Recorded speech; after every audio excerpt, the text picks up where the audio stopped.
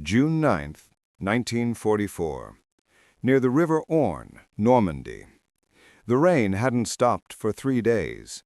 It fell in gray sheets over the Norman fields, pooling in ditches already swollen with mud and the carcasses of wrecked trucks. The air smelled of cordite and wet hay. Every gust of wind carried the distant rumble of artillery from Caen, a dull, endless thunder that seemed to come from the bowels of the earth itself. Major John V. Rowley stood ankle-deep in water, staring at what used to be a road. Now it was a lake, a brown, rippling mirror that stretched as far as the eye could see. Beyond it lay the vital supply route to Caen, and beyond Caen, the road to Paris. Without it, the British Second Army would grind to a halt. Rowley removed his helmet and wiped the rain from his face. He was 38, with the squared jaw and quiet patience of a man who had built things his entire life. Before the war, he had designed bridges for the county of Somerset. Now he built them under fire. Behind him, Royal Engineers clambered from their lorries, unloading steel panels, pins, and girders, the bones of what the men called a bailie. Each piece gleamed wet and black in the rain. Private Jenkins, barely 20, dropped a panel into the mud with a splash and muttered, "Bloody hell, sir, it's like trying to build a bridge in a swamp." Rowley didn't smile. "That's exactly what we're doing, and we've got 72 hours to make it stand." He turned toward the flooded plain again. The Germans had blown every bridge east of Bayeux. The retreating Wehrmacht, cunning as ever, had flooded the lowlands by opening the sluices of the Dives and Orne rivers. Where once there had been roads and hedgerows, there was now an inland sea, impassable for armor. But tanks were what General Dempsey needed. Without them, the British couldn't hold the flank of the American advance. The Germans would counterattack from Caen, crush the beachhead, and push them all back into the Channel. Rowley's orders were simple and impossible. Bridge the flood. Hold the road open. Do it in 3 days. The wind picked up again, and with it came the metallic scream of a German 88. It tore through the air and slammed into the far embankment, flinging mud and water high into the air. Men ducked. Someone shouted for a medic. Rowley didn't move. He watched the geyser of mud settle back into the water and said very quietly, "Right. Let's get to work." The Bailey Bridge was a marvel of British ingenuity, modular, transportable, and strong enough to carry a 40-ton tank. It was the invention of Donald Bailey, a civil servant and hobbyist engineer who'd once built model bridges on his kitchen table. His idea had revolutionized wartime logistics. Now, in the sodden hell of Normandy, it would be tested like never before. Rowley's men set up floodlights along the bank as dusk fell. The beams cut through mist and drizzle, catching faces hollowed by fatigue. They laid down the first panels on trestles, bolting and hammering with numb hands. Every clang echoed across the valley like a dare to the Germans. "We're here. Stop us if you can." At 2200 hours, the first section began to take shape. By 0100, the mud had swallowed 2 trucks. By dawn, half the unit had trench foot and the other half hadn't slept in 36 hours. Still, the work went on. "Get those rollers aligned!" Rowley shouted above the wind. Corporal Hughes yelled back, "We're losing the pins, sir. The mud's eating 'em alive." "Then dig 'em out," Rowley snapped. "A bridge doesn't care about your boots. It only cares about standing." Each 6-foot panel was locked to the next by a man called the pin driver, whose job was as simple as it was miserable: to hammer the joining pins into place while knee-deep in freezing water. The sound of their mallets became the rhythm of survival. Metallic, relentless, like a heartbeat made of steel. Somewhere beyond the fog, a German machine gun opened up. Tracers cut red arcs through the mist. Men dropped to the ground, clutching their helmets. A few rounds pinged off the steel panels with the sound of church bells. Rowley crouched behind the lorry and looked toward the sound of gunfire. He could see nothing, only smoke and water and gray dawn. Then he said to the nearest sergeant, "Bring the smoke generators forward. If Jerry wants a fight, we'll give him fog for breakfast." By mid-morning, the engineers were ghosts in a white sea of smoke. The world had shrunk to the sound of hammers, the stink of oil, and the shouts of men guiding panels into place. On the far side of the flood, infantry from the 43rd Wessex Division were waiting. They watched the bridge rise from the water like something out of myth, a skeleton of iron and will. 3 days, Rowley whispered to himself as he checked his watch. We've got 2 left. At noon, a German mortar found the worksite. The first shell hit near the fuel truck, blowing it apart in a blossom of black fire. The second landed square on the unfinished span, sending men and metal into the water. Rowley ran forward through the smoke. "Get the wounded out!" he shouted. A corporal grabbed his sleeve. "Sir, the center span's gone. 20 feet of it." "Then build another." "In this?" Rowley's eyes were cold. "In this." He looked across the shattered bridge, where twisted girders jutted from the water like ribs. Beyond them, the enemy was still shelling. He took a deep breath, turned to his men, and said, "If this bridge falls, Caen falls. If Caen falls, the beaches die. So we'll build her again, faster than they can kill her." And they did. Through that second night, the engineers worked by lantern light and instinct. The sound of their tools merged with the rumble of thunder and artillery. Men passed girders hand to hand through the darkness. They spoke little now. Every movement was automatic, practiced, desperate, holy. Somewhere in the chaos, Private Jenkins began to hum quietly, a tune lost under the roar of the wind. Another joined him, then another. Soon the bridge itself seemed to hum, steel, mud, and men vibrating with the same unyielding rhythm.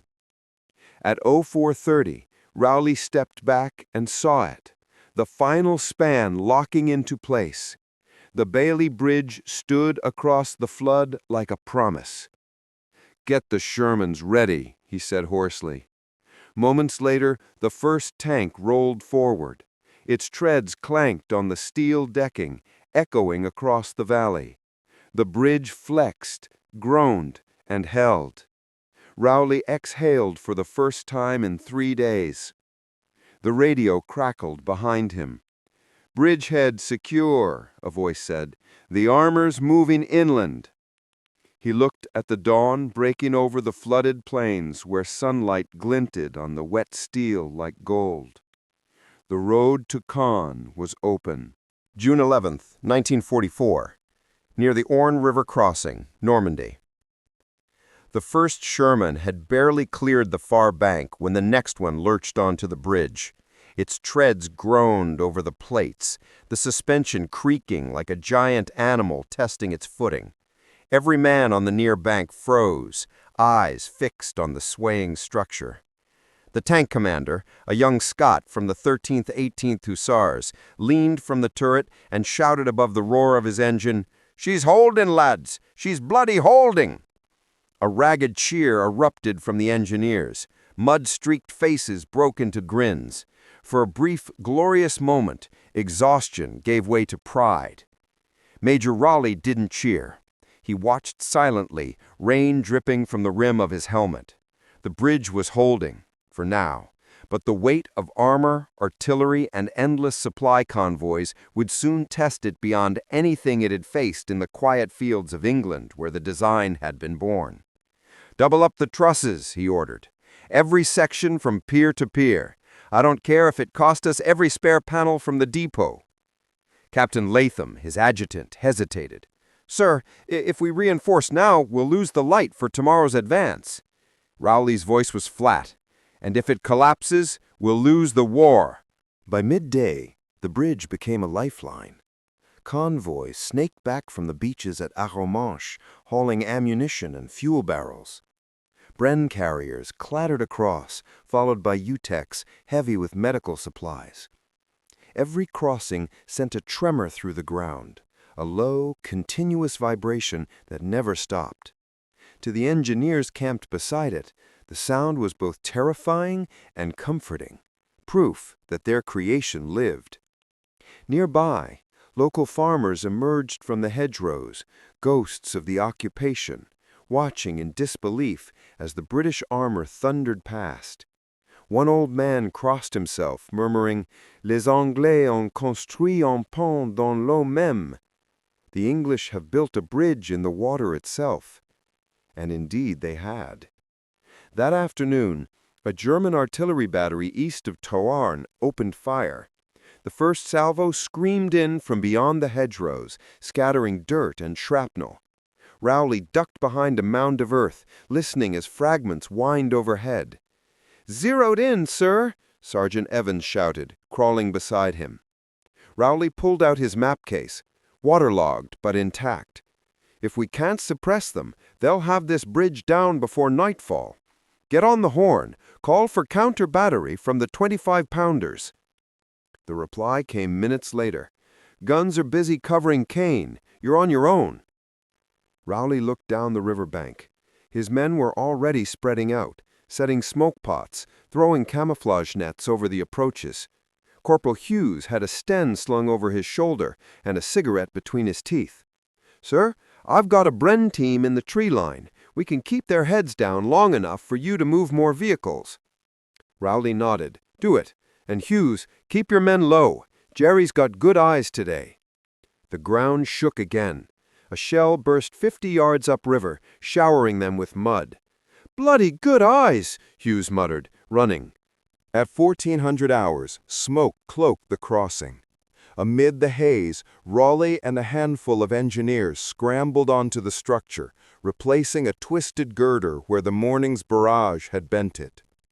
Each blow of the sledgehammer rang against the steel like a church bell tolling for the dead. The heat of the day mixed with the acrid reek of explosives. Beneath the bridge, brown water surged and frothed, lapping at the supports. Latham called up from the bank, "You can't stay out there, sir." Rowley ignored him. He tightened the final bolt, wiped his hands, and only then turned back. "If I don't trust my own bridge, why the hell should a tank?" A ripple of laughter spread through the men, half fear, half faith. Minutes later, another Sherman crossed. The bridge shuddered, bent a fraction, and held. As evening came, the barrage faded. Overhead, Spitfires swept low, their machine guns flashing as they strafed the German gun positions. The air smelled of cordite and rain. When the radio crackled again, it was good news. "Enemy battery neutralized. Route secure." Rowley sat down heavily on a sandbag, lit a cigarette with trembling hands, and stared at the bridge. Its reflection shimmered in the brown floodwaters, distorted but whole. Captain Latham joined him. "3 days, you said." Rowley exhaled smoke. 2.5 by my watch. They sat in silence. In the distance, the low thrum of engines continued, a steady pulse of victory. Yet the cost was written across the mud. 6 men killed, 14 wounded, 3 missing in the water. Rowley read the casualty report under the glow of a lantern. His jaw tightened as he recognized names. Jenkins, Evans, Hughes, wounded but alive. He folded the paper without a word and stared at the black silhouette of his bridge against the horizon. He whispered, almost to himself, "They'll never write songs about engineers, but they'll march over our work all the same." The rain began again, soft and steady. Somewhere down the road, the sound of tank tracks faded into the night. That night, The men of the Royal Engineers slept beside their bridge, rifles close, boots still muddy. For the first time since D-Day, the sky cleared. Stars emerged above Normandy, cold, distant witnesses to the steel skeleton below. Rowley stayed awake, watching the bridge glisten under moonlight. In the stillness, he could hear the creak of metal, the whisper of the river, and the faint echoes of all the bridges he'd built before the war. Quiet country arches, stone spans over peaceful streams. This one was different. This one would outlive them all. June 12, 1944, south of Benneville, Normandy. At first light, the mist hung low across the valley. The new bridge, Bailey Bridge No. 7 by official record, but already christened Raleigh's Crossing by the men, gleamed wet and silver in the dawn. The night's rain had rinsed it clean. From a distance, it looked almost delicate, a lattice of steel suspended above the brown floodwaters.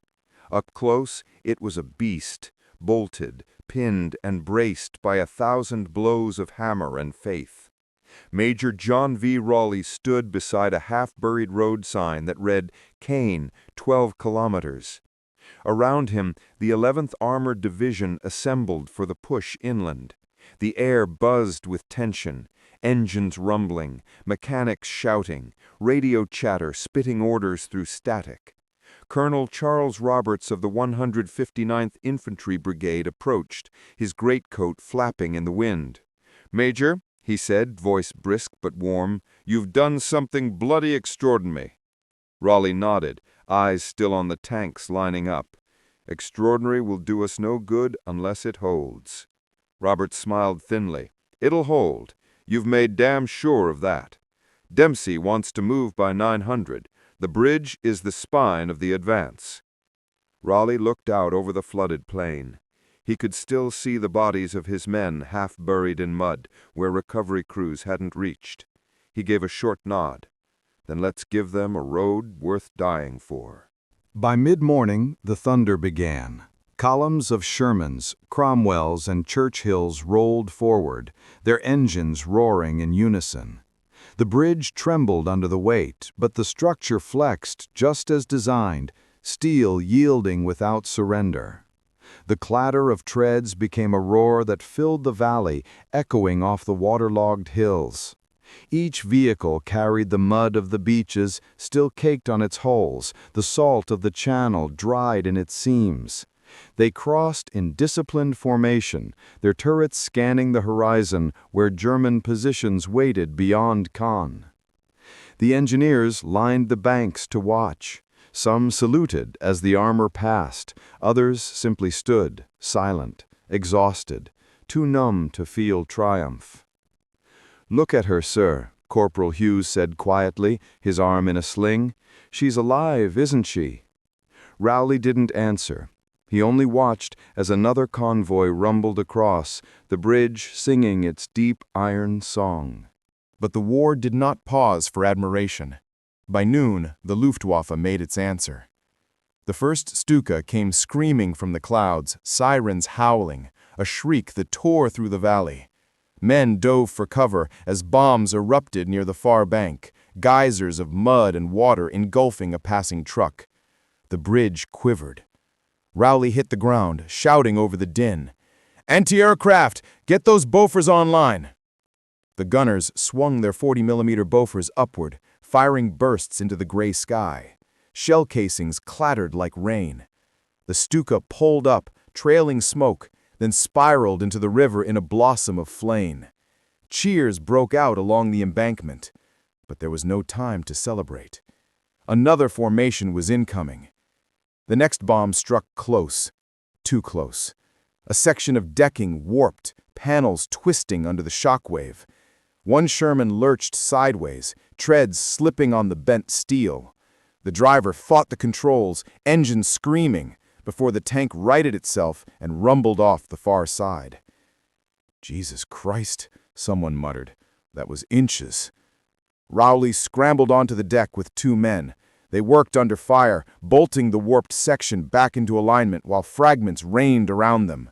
Every clang of the hammer felt like defiance. "Keep her together, boys. She's earned the right to see tomorrow." When the last Stuka fell or fled, the bridge still stood. Smoke drifted in ragged veils across the valley. The air smelled of burnt oil and steel. Later, as dusk settled, the traffic eased. Only the sound of engines fading eastward broke the silence. Captain Latham walked up beside Rowley, who was leaning on a length of girder like a crutch. "You know," Latham said, "the men are saying this bridge turned the tide, that if it hadn't gone up, we'd still be bottled on the beach." Rowley didn't look at him. "We were just doing what had to be done." "Still," Latham pressed, "there's talk of a commendation." Rowley gave a tired half-smile. "A bridge doesn't win medals, Captain. It only bears them across." He turned toward the fading glow of Caen in the distance, still under siege, still burning, and whispered, "And now it's their turn." That night, the engineers began dismantling the temporary scaffolds and shoring up the banks with timber. The bridge had done its duty, but it would remain in service for months, until the roads were rebuilt and Normandy's rivers tamed once more. Somewhere down the line, news reached headquarters. "British armor has broken through at Villers-Bocage. Supply line secure." In his tent, Rowley read the dispatch by candlelight. Rain tapped softly against the canvas. For the first time since June 9th, he allowed himself to close his eyes. He dreamed of bridges, dozens of them, stretching across the dark waters of war. Each one built by hands blistered, trembling, but unbroken. When he woke before dawn, he could still hear the faint hum of tanks in the distance. The road to Caen was alive. And because of a bridge that should never have stood, the war had taken one more step toward victory.